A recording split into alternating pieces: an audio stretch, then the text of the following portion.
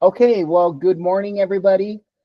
Thanks for joining us for this class is particular specifically for California Association of Realtors for the beautiful state of California, where it's sunny 97% of the time, and we sometimes need rain. My name is Roger Zelaya, and I will become your new managing broker. So currently, D is your managing broker, and what he is doing is we are in the process of transferring his license over to me, or in essentially me becoming the managing broker for Radius. However, that's going to take approximately 90 days. And just a quick announcement, if you want to know a little bit more about myself, who I am, where I come from, and how I think, etc. As far as compliance, we have a meet and greet again tomorrow. If you missed the one from earlier this week, it will be at 11 a.m. Pacific time. So the invite has gone out. If you don't have it, just put it in the chat and we'll make sure we get that invite over to you. So these are the changes that are coming up for 2025, and these changes have already been released. They are in your car forms already. So if we can go to the next slide, please. We will have some time for question and answers for Q&A.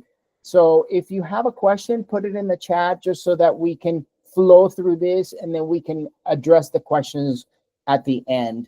So today's agenda is going to be an overview of form updates. We're going to talk about our beautiful RPA. We're going to talk about counteroffers. We're going to talk about buyer representation and broker compensation agreement. There are some new forms that may or may not be relevant to you, right? That's the IDA, which is the increased deposit addendum, the COBR, which is the cancellation of buyer representation. We'll talk about the CAC, which is the cancellation of agency confirmation, which also is an amendment to the RPA. We're going to talk about the TOBR, which is the transfer of buyer representation agreement, which is similar to a listing transfer. So we'll talk about that. We'll talk about revised forms, and we're going to go into Q&As. We're going to go a little bit fast so we can have more time for Q&A. So let me tell you a little bit about myself. Like I said, my name is Roger Zelaya. I did home loans for 22 years, and in the last 10 years, I have been in the real estate space. I ran several different companies. For those of you that have been around for a long time, one of the most controversial companies that I ran was Purple Bricks. If you guys remember that, I was the broker of record for that for the entire state of California. And today I'm here at Radius, and I'm happy to be here. So let's go to the next slide, please. Okay, so breaking it down by numbers, we got 64 total forms that are included in this wave of updates. 7 forms that are 5 of them are transactional, 2 of them are for property management. Those forms are listed at the bottom. We got 21 substantive revisions to transactional form, and all of those forms are at the bottom, right? We're going to touch on the ones that we use on a daily basis and that are more frequently used.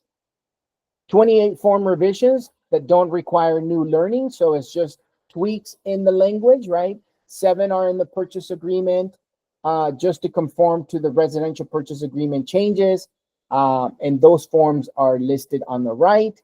4 listing agreements just to conform to the purchase agreement. 5 forms up for regular 4-year review. Those forms are listed there as well. And again, we're not touching on every single form, but the ones that are more relevant to your business. 12 forms are silent revisions, right? There's not a whole lot of impact on those. And all contracts have been reformatted entity signature paragraphs. So we have 8 revisions to property management and landlord tenant forms. Personally, I don't do a lot of property management, but for those of you that do, those forms are there. The names of the form. Okay, let's talk about the big one, right? That's the RPA. That's what we use on a daily basis. So the page 1 of the RPA, which is rarely used, is the increased deposit paragraph, right? It has been it has been changed. The text was replaced with an addendum. So next page, sorry. So the increased deposit addendum, which is the IDA, it's used at a time of offer or counter offer. So instead, if you're going to have an increased deposit, and you used to put it on the RPA, today you're going to use this form, right? Then you're going to use another form called DID, and that's the delivery of increased deposit used at the time of the deposit was increased. So for example, if you are going to say current deposit will be 5,000, which I know the Bay Area would be like, wow, that's not enough. But if your deposit is going to be 5,000, but after this happens, we're going to put in additional 10,000, then you would use the IDA form to let them know about the 10 and the DID that the 10 has been delivered. Go ahead. Okay. One of the forms that I'm very happy that it went away is the SPBB form. No more SPBB form. And that form was basically to, yeah, we got clapping going on. So the SPBB form will be removed, and it has now been added to the RPA on paragraph 3G, right? And let's look at 3G2, right? Additional seller credit terms. Remember, this does not include buyer broker compensation. There was a lot of confusion on that, that we want $5,000 closing costs for the buyer, and we want $10,000 as commission to the agent, and making it $15,000 as a concession, which in fact, they're two different things. That's why we had the SPBB, which we no longer have. So let's look at G3, right? Seller payments to buyers, obligation to compensate buyer's broker. And on the right, it says seller agrees to pay out of the transaction proceeds 3%, 2%, whatever you've negotiated, right, with your BRBC of the final purchase price, and if applicable, an additional X amount of dollars, or if check, just a fee towards the obligation of the buyers, obligation of the buyers to compensate the buyer's broker. So for example, if the buyer is going to pay 10,000, if your total commission is 15, the buyer will pay 10, then in this case, you would ask the seller to pay 5. You can do that now, right? And then right below it is the buyer compensation affirmation. So the buyer affirmatively represents that at the time of this offer is made, buyer has written agreement with the buyer's broker, 1, that is valid, 2, that it covers the property, and 3, that it provides for compensation for no less than the amount stated above. Okay, so those are going to be the changes on 3G. So if you guys are looking for the SPBB in car forms, it is no longer there. Okay, next. Okay, now if you can go back one, please, Jessica. If you notice where it says G3, it references the paragraph number, which is paragraph 18A and 18A2 and 18A3. And this is the next page. If you can go to the next page, please. And this is paragraph 18. And it talks about, and if you look at the yellow, right, it talks about that they agreed to pay as specified in a separate written agreement, your BRBC, right? And 2 is the buyer representation, seller payment to compensate buyer broker, and buyer affirmatively represents. What this does for you guys is page 5 of the BRBC is no longer needed. So escrow and title in Northern California should not be asking for that. However, they may ask for it because they're used to it, and then we can provide it to them if they want to, especially if you have an old BRBC, right? Let's go to the next page, please.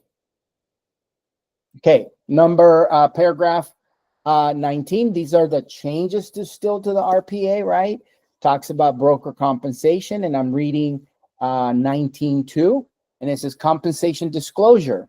This is very important, right? The lawsuit was about not disclosing who's getting paid what. As a matter of fact, it was never on the buyer's closing statement. And I'm reading 2, compensation disclosure. Escrow holder shall provide to buyer a closing statement or any other written documentation disclosing the amount of compensation paid to buyer's broker. Remember, that was never there on the buyer's side. It was always on the seller, and you can lump sum it to the total, or you could split it to buyer and seller, right? Escrow holder shall provide to seller a closing statement or any other written documentation disclosing, 1, the amount of compensation paid to seller's broker, and 2, if applicable, pursuant to paragraph 3G, if you guys ask for it to be paid, or any other mutual instruction of the parties. The amount of compensation paid by seller to buyer's broker,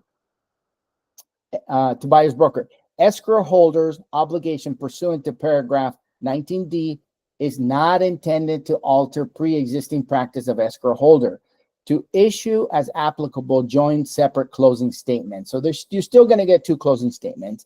And then reading the yellow towards the bottom, it says, may be satisfied by any closing statement mandated by the buyer's lender.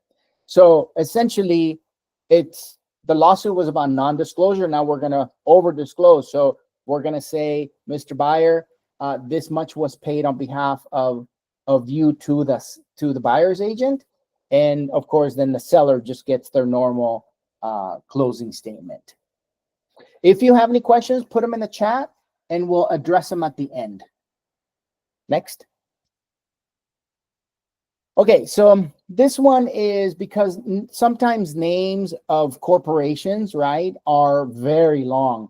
So they've given us a little bit more space. And and this is on paragraph 33.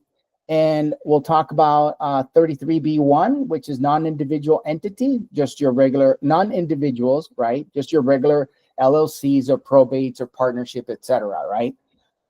You have on number 2, the full entity name. On number 3 is the contractual identity of the buyer, right? So you got to tell me, what is it? Is it a trust? Is it a probate? Is it a revocable family trust? And then tell me who is authorized to sign on behalf of that trust.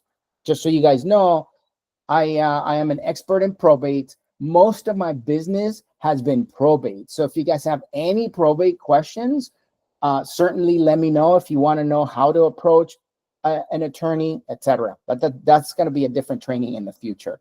So make sure that if it's under probate, enter the full name of the estate and the case number. So for example, it could be the estate of Roger Zelaya, and the executor would be on item number 4. That's the person that's legally obligated to sign on behalf of the estate. Okay, next. Talk about counteroffers. They tweaked the counteroffers a little bit, okay? And we're talking, this is the seller counteroffer. There's essentially on paragraph 2, there's been no change, but the seller counteroffer expires at 5 p.m. on the 3rd day after signature. We all know that, right? Unless you put a different date. Paragraph 4 is new.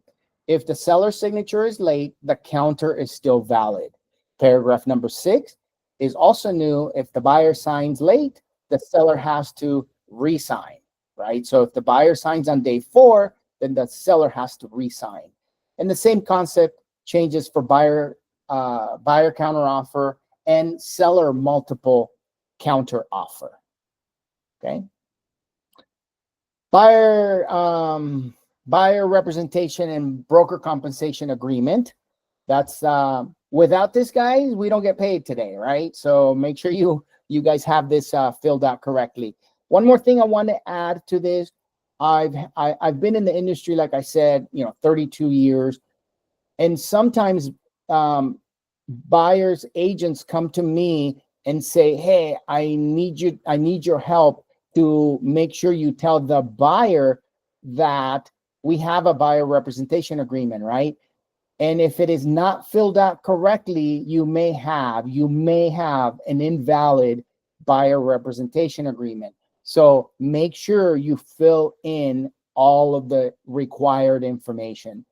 People will not put in a start date or an end date. They won't put a number or a percentage, and those agreements are invalid. Okay, let's go to this. So the buyer representation broker compensation agreement, page 1, paragraph 2, B1, it's easier to exclude single family. I don't know why they did that. Most everybody buys single family anyways. E1 is CAR does not have a separate compensation schedule. Okay. F is cancellation period can be reduced on exclusive representation. Remember, it used to be exclusive was 30 days, right? It could be reduced. G2, it's more explicit that broker does not have to represent buyer if seller will not pay a fee. This is a big one, guys. Because not very often, but the way it was working is if you were asking the buyer to pay you 3% and the seller said, nope, we're paying 0, then you were kind of stuck, right? But now you can remove yourself and say, okay, well, then you may want to be unrepresented and go over there. Or there's other options, but that's a different class. Let's go to the next one. Okay, modification of terms for buyer representation agreement, right? Everybody knows this form. That's a CAR form MT, which we used for listing agreements. However, now we have an MT-BR, which is for the buyer representation, right? There's been some tweaks, but it can be used with the BRBC, the PSRA. The PSRA is to show property, right? And the TRBC. They have added pre-printed clauses for property type, location, and non-exclusive to exclusive. Compensation can be for one property only, if that's how you want to write it, to help make a deal work. For single property cancellation, use the COBR or other. And again, you can reach out to us if you don't know which form to use, and we'll be able to help you. And again, you guys will get a copy of this slide. Actually, Jessica already provided it to you. And you also will get the copy of the recording. So these are the new forms. And Jessica, if you want to chime in on anything that I may have missed or not clear on, please do so. So cancellation of buyer representation, right?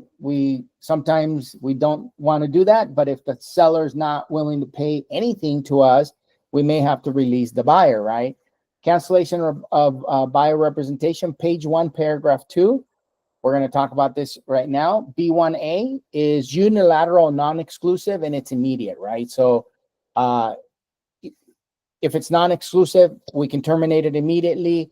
Unilateral, exclusive, 30 days or less. It used to only be 30 days. B2 is going to be mutual. C1 is going to be cancellation applies to all properties. C2, I'm sorry, that was C1. C2 is cancellation applies to identified properties only. D, I'm out. No, I'm no longer your agent. And E1 is compensation may still be due if already broker involvement in list, if the broker has given a list. And that's a form NBIP. And then E2 is some alternatives. Okay. Continuing on the buyer, cancellation of buyer representation, page 2. It's easier to understand with the signature blocks, right? And we could do it mutual or unilateral. I fire you, you fire me, or we fire each other. Okay, cancellation of agency, which is an amendment to the purchase agreement, right? So this one, cancellation agency confirmation, is CAR form CAC, and you can cancel prior to if, for example, the seller won't pay a buyer broker fee, right? So you got a buyer broker fee, and the seller is not willing to pay, then you can cancel agency. Cancel after acceptance. If not, if, for example, the agent moves to another firm. So my recommendation is always like finish what you got over there. But if you're moving firms, especially if you're coming to our side, we definitely can help you with that. And now, like now you could do a transfer of BRBC, which didn't exist before because mostly we mostly had listings, right? Next page. Here we go. That's what I was talking about, right? The transfer of buyer representation agreement. Let me just see. Okay, how we're doing on time. We still got time. May also be used for transfer of tenant representation agreement, right? Like tenant representation, perhaps in Northern California is certainly different than Southern California. Lots and lots of Southern California tenant listing agents that are looking for tenants will say, "Bring me a tenant, I'll pay you $100." Right? So, but this is a so this is the transfer of buyer representation agreement.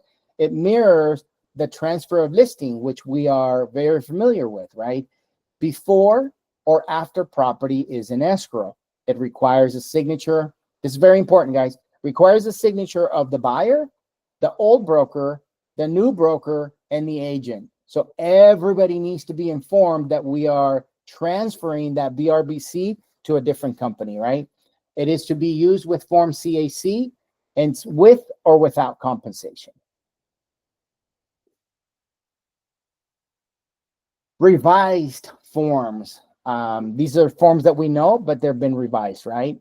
This is the property showing and representation agreement, can be used with more than 3 properties. They've added a continuation paragraph. There's certainly an agency disclosure, right? And it's still non-exclusive. If people don't want to commit to you, you can use this form and not necessarily at the BRBC, because this will work as at BRBC, especially for like Zillow leads or whatever, right? Okay, residential listing agreement. Bunch of changes on that, right? Because they needed to tweak it. They rolled it out back in I think was it July or August, and here are some changes. Page 1, paragraph 2, E2. There's publication of seller willingness to consider concessions, right? They're not obligated to do so, but it says in the MLS, right? If permitted by that MLS, so you can put seller is willing to consider offers with concessions. CRMLS has a little checkbox that you can look for, or in any other marketing outside the MLS, right? So maybe your flyers may be able to have that they are willing to consider offers with concessions. Number 10 is explains what concessions are, right? In those paragraph 10 is now consistent with the NAR rules. SPQ, page 1, paragraph 6, right? Any inspection reports, and they're talking about the form WBSA for more information. Any inspection reports on exterior balconies, stairways, or other elevated elements on buildings with 3 or more units on the property prepared within the last 6 years or 9 years for condos, right? So that is a new disclosure that needs to be done. The residential purchase agreement, which is not new, and it's on paragraph 9, on page 9, paragraph 11N, it talks about wooden balconies, right? And you got to use that form WBSA. Continuing on page 2, paragraph 9B of the SPQ, the seller property questionnaire, is receiving domestic water storage tank assistant of the water code, or whether the real property ever received such assistance and the real property currently still has a domestic storage tank. That's probably more for rural. So, and you guys can read that so we can get some Q&As. This is the WBSA, and it talks about on 1/1/2026 for multifamily, 2025 for condos. Paragraph 2 talks about no threat, repairs corrected, or disclose that no repairs have been done. And inspectors include certain building contractors on multifamily, right? that is towards the bottom on paragraph 4. Okay. Sorry, guys, gotta drink a little bit of water. So this one is quite an interesting form because I always give my sellers a spreadsheet. And this one appears to be that you have to fill it out manually, right? So, but these are the summary of multiple offers. And I think it's a really good form. And those of you that are techie may want to consider creating a spreadsheet, or we'll probably create one and send it over to you guys, right? Summary of multiple offers, summary of multiple offers. Okay, so estimated compensation cost for buyer, right? So this is essentially an estimated closing statement from that you have to fill out correctly. You don't have to. These are optional forms. You still can get, in Southern California, get escrow to do it for you. In Northern California, you get a title to do it for you, right? But this is a new tool. It's different people process information differently, right? Purchase price options, and only addresses compensation, not all of the buyer's closing costs, right? So if you buy a $500,000 property at 3% or 2%, if you buy a $600,000 property at 3% or 2%, or whatever the commission has been negotiated, right? Next page. And same thing for the seller, right? So if you were to get offers with the buyer's compensation being paid on behalf of the buyer to the agent, and it talks about purchase price options, addresses compensation, not all closing costs, right? Seller contingency removal. This is they've added some stuff on this SPRP that allows seller to extend escrow of removing finding replacement of property contingency. The question is why? Because once the seller finds the other property, the seller wants to coordinate as close as possible. So in other words, yes, I found, before it was like, yes, I found my replacement of property, but then it was still open-ended that, for the sake of argument, if we're in a 30-day escrow, you find the property at day 16 and you got to close as soon as possible. Now this one will allow you to negotiate and say, hey, is it okay if we close not 13 days later, but 25 or 30 days later, or on this date? So that's what is new on the SPRP. I think it's a really good change. Seller's purchase of replacement property. It's goes over what we just talked about at the end, right? Now we're talking about close of escrow. Not only, before it was like, yep, I found the property and we'll close. Now it's like, we found the property and we're gonna schedule to close on this date. That's what the SPRP is now. Option to buy agreement. This one is it's form OA, and we don't really see a lot of these, but it's on here, and it talks about the terms of the options, the option period, the expiration of the offer, and the lease during the period. Continuing on here, how much the option fee is going to be, which is the consideration, any other consideration, how you're going to exercise it, option or disclosures. Did you get a prelim? Did you get this? Did you get that? Okay, so we are at 10:38 and we have until 11 in the morning today. So you guys should have a copy of that presentation in the chat. Make sure you download it. And if you have any questions, just raise your hand, and I think Jessica will be able to mute you.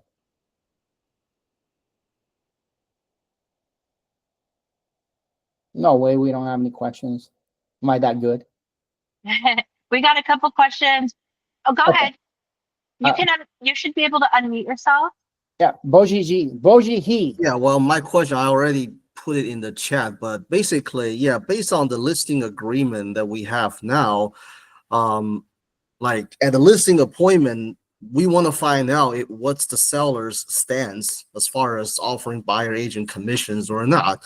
it's more of a yes or no type of question. And if the seller says, yes, yep, based on the offer, do we take that information and write it down somewhere on a piece of napkin or something, or do we just take his word for it? So it's on the residential purchase agreement. Are you, the seller, willing to consider offers with what is it called? I just went blank. Like buyer Buyer compensation? compensation? Yeah, but it's not called concession is the word, right? Are you willing to take property? Are you willing to look at offers with concessions, right? And the answer is yes. Now, most really good listing agents will say to the buyer, how much are you willing to review, right? And some may not commit, and some will say, well, bring me an offer and let's see. However, I think that most listing agents will say, look, looking at the MLS, right? The compensation that most people are paying in this area has been blank, whatever that number is. Let's just assume 2%.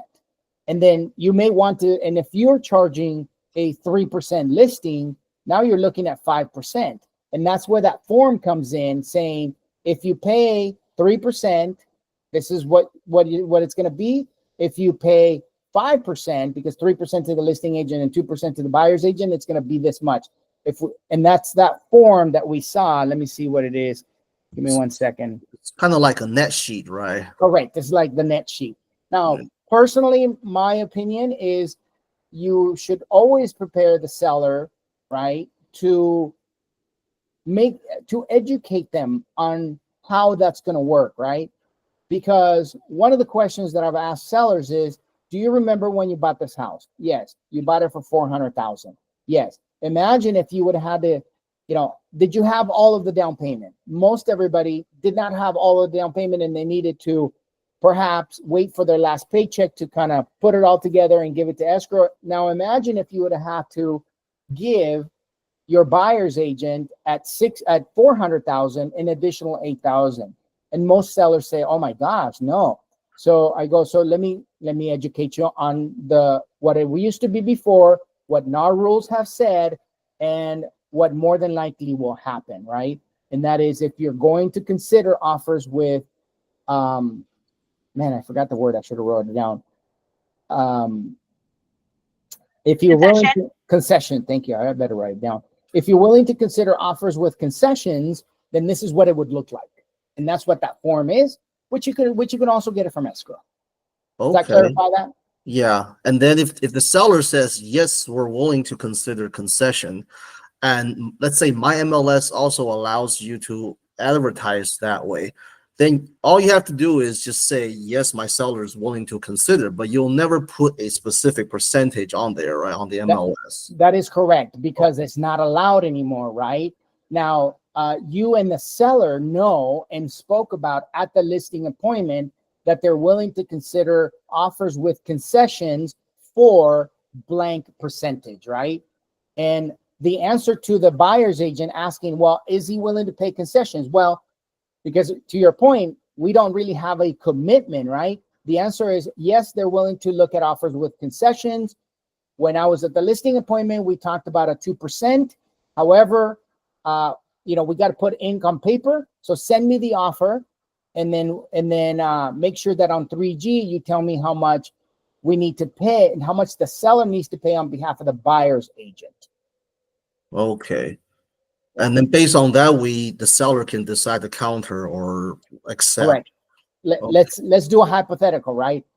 I'm in Southern California, $700,000 asking price, 2%.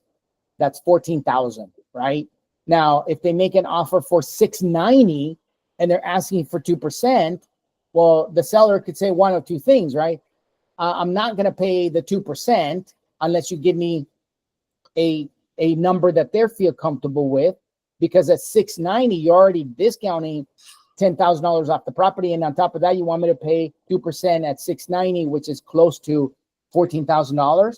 Then that's where you come in and say, well, my suggestion would be for us to counter to the 700 so that we can cover the buyer's compensation, the buyer's agent compensation that they're asking for on this offer.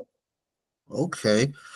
And where do I put on the listing agreement? I mean, this is again just to make the seller feel comfortable. It's like, look, I know you want to sell your home for 750, but we agree, if the marketing strategy is to list your home at 700 with the intention of selling it at 750, I'm going to write it down somewhere on the listing You agreement. can, And also, other terms. right, and also the buyer compensation. I know you got ripped off before by the previous agents. So you say I'll pay commission up to 2%, no more than 2%, and no, I don't care what the offer is, even if it's 10 million, I'll just say up to 2%. So do you write it down somewhere on the contract? Okay, so the answer is there is no place for you to commit to a buyer's agent compensation. It's nowhere. However, nobody knows the seller better than you, and you've already educated the seller and let them know if you're going to sell it for 750, understand that you, Mr. Seller, may want to pay that 2%, and that's going to be this much. And that's where that seller's net sheet comes in, where you can put the scenarios on there, because it doesn't cover all closing costs, right? It only covers the commission. Now, what you don't want to do is you don't want to commit to anyone what the seller is willing to pay, because it really depends on that offer. Because now you can say, look, Mr. Seller, you don't have to accept an offer. The strategy is 700. We're going to get it. We're going to get you. If I don't get you an offer for 750, you do not have to sell. You can definitely put that on the listing agreement, but certainly I don't think you should have the commission on there. However, that's what that other form is for, right? And that other form talks about, look, if you pay 2%, 2.5%, 3%, whatever the case might be, kind of like a seller's net sheet. Sure.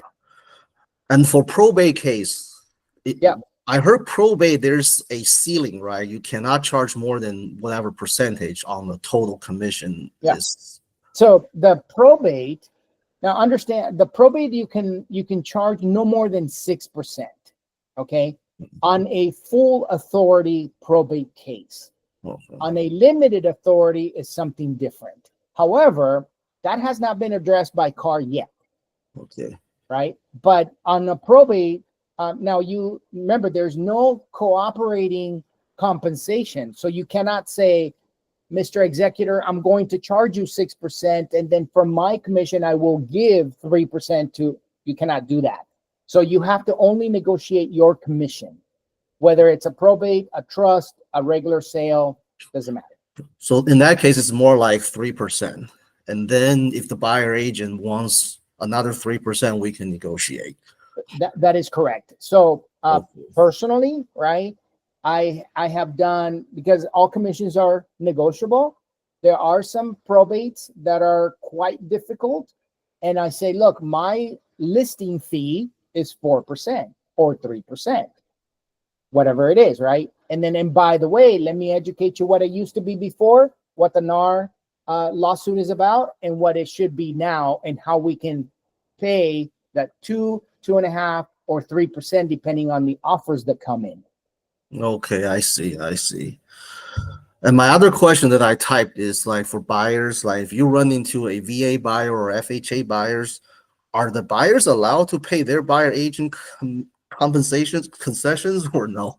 Excellent question. And the short answer is yes, because National Association of Realtors, when this whole thing blew up, went to the VA and said, hey, we need to talk, because, right? And the VA changed their guidelines to a yes, they can pay. So for example, if you're charging the buyer a 2 or 3% commission, or whatever commission it is, and the seller agrees to a portion of that, the veteran today, yes, they can pay the difference. Before they were not able to, but NAR got ahead of it and talked to the VA and said, we need to figure this out.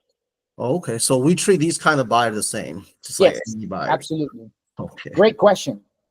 Okay. Thanks. Of course. Any other questions, Jessica? Nothing else in the chat. Anyone, would anyone like to jump in with a question for Roger?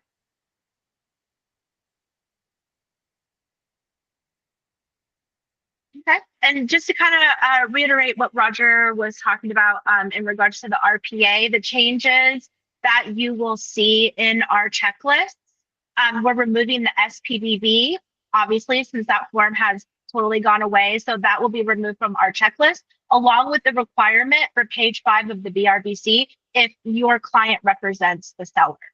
Yeah, one caveat to that is if you have an old RPA, right, meaning an RPA, say from 3 days ago, and you have an SPVB, then yes, we'll continue with that.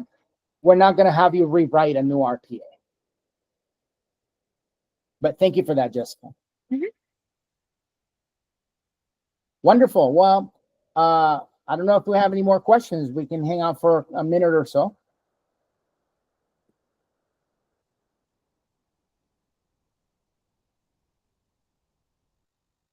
Everybody is either shy or we covered everything. One of the two. This was great. Thanks for sharing, Roger, and really outlining, the changes. Thank you, Rod. Yeah, if you guys have any questions, if you want to learn more about me, ask me some questions. We have that meeting tomorrow via Google Meet, 11 a.m. Pacific time.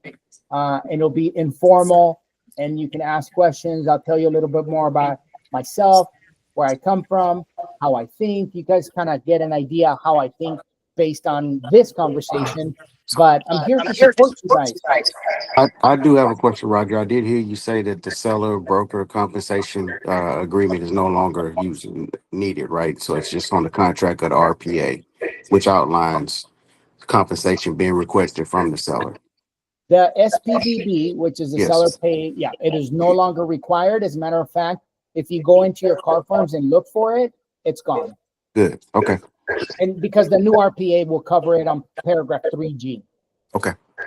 A quick question about this whole thing. I heard that it's not over yet. I heard that the DOJ is still after NAR. So what's the status of this? Are we going to have more future drastic changes? I certainly hope not, but it is possible that the DOJ may disagree with this, and that, and NAR may need to tweak NAR may need to tweak what was agreed upon, and then that will trickle over to California Association, and then of course the forms will be tweaked again if necessary. I certainly hope that that's not the case, but the answer is we don't know yet. Oh, do we know if DOJ is okay? I mean, I don't know what they're thinking, but obviously right now, like buyer and seller, who pays whose commission is negotiable. And it seems like the judge is okay with that. Yeah. But it seems like DOJ is not over with this. So I really don't know what they're really trying to do. Are they really trying to make it like non-negotiable? So no, I think if they make it non-negotiable, right, I think commissions need to be negotiated all the time. But to be honest, I don't know what the DOJ is looking for. I certainly hope that NAR will be able to squash whatever it is. But if they don't, I'm sure we'll be told what it is, right? okay. Oh, hey, Roger, it's Juan. I had a question Hey, for Juan. you. This covers all commercial transactions as well, leases and commercial sale. So it covers residential 1 through 4, right? Commercial is a different beast. And there are forms for commercial. However, if you wanted to protect your commission, if you have a buyer for commercial, I highly encourage you to use the BRDC. Okay, thank you. Of course.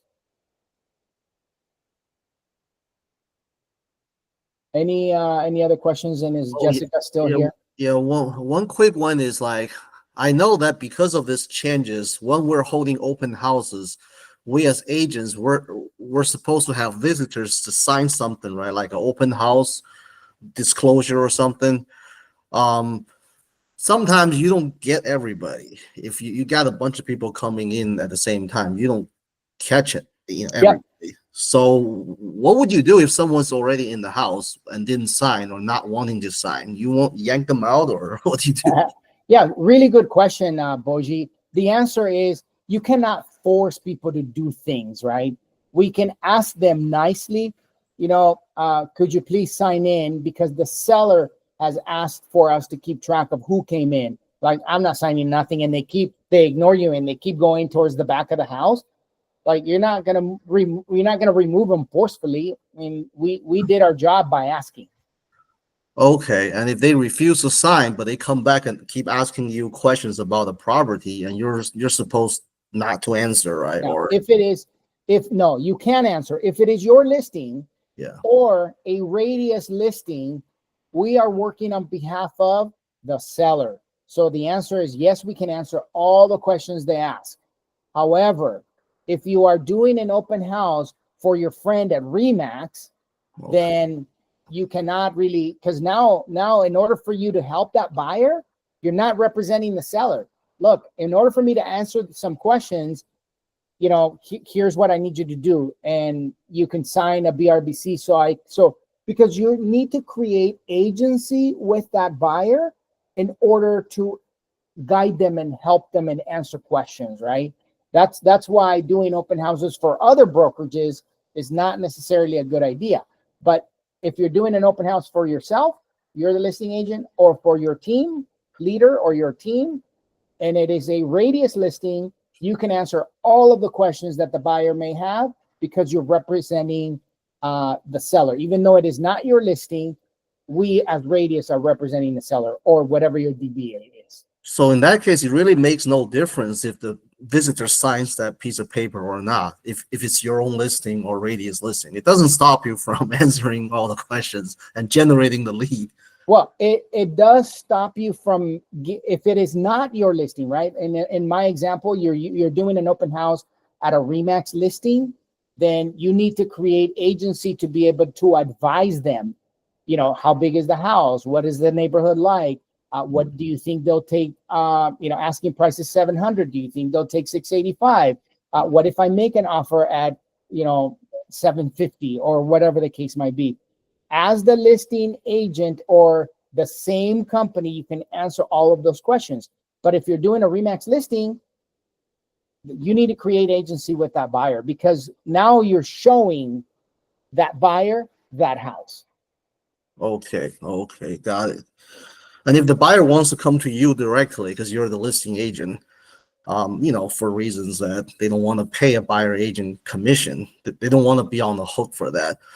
And so in that case, I could either work with them as they are unrepresented entity, Okay. or I could choose to represent them as well if they want to.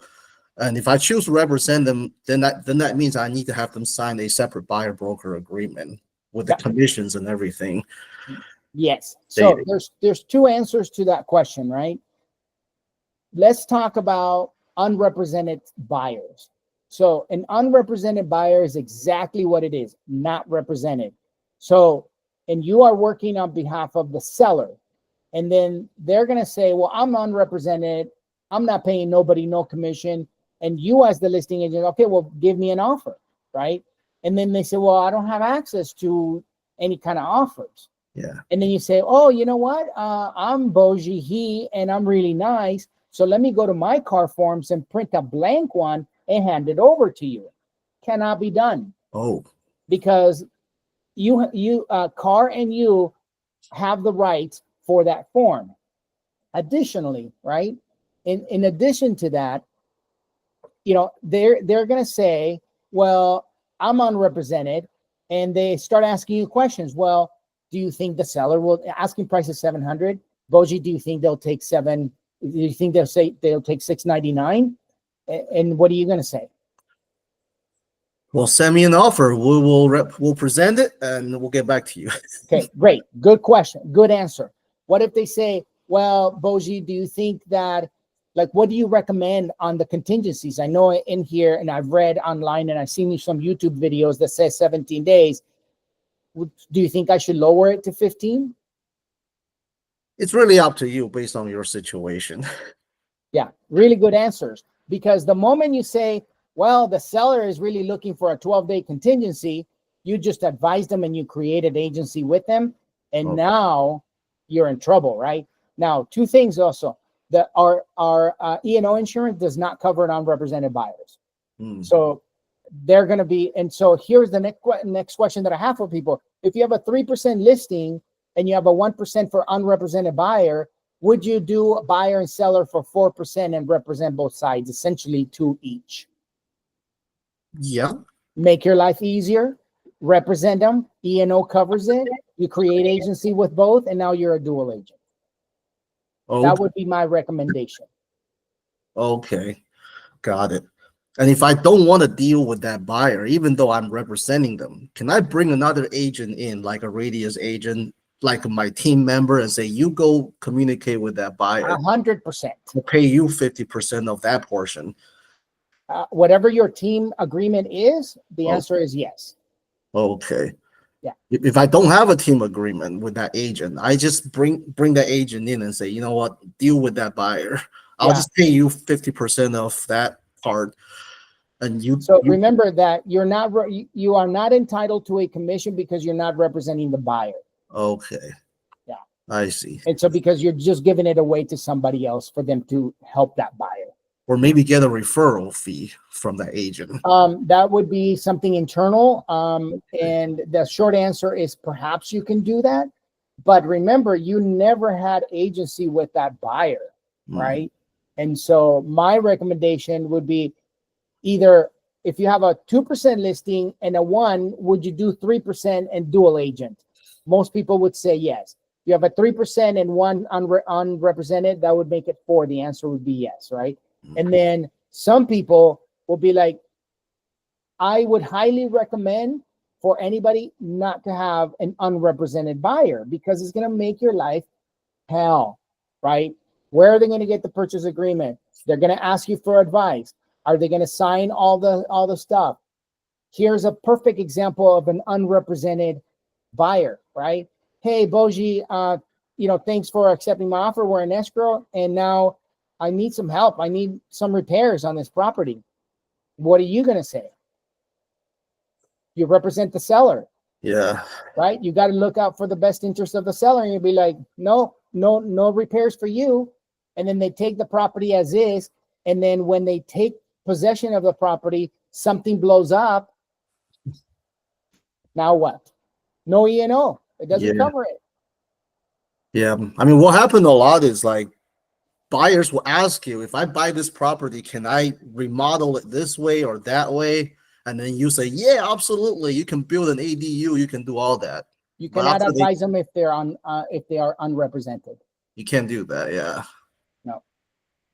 Okay. So we are at 11:02, and is Jessica still here? And do we have any additional questions in the chat? I am here.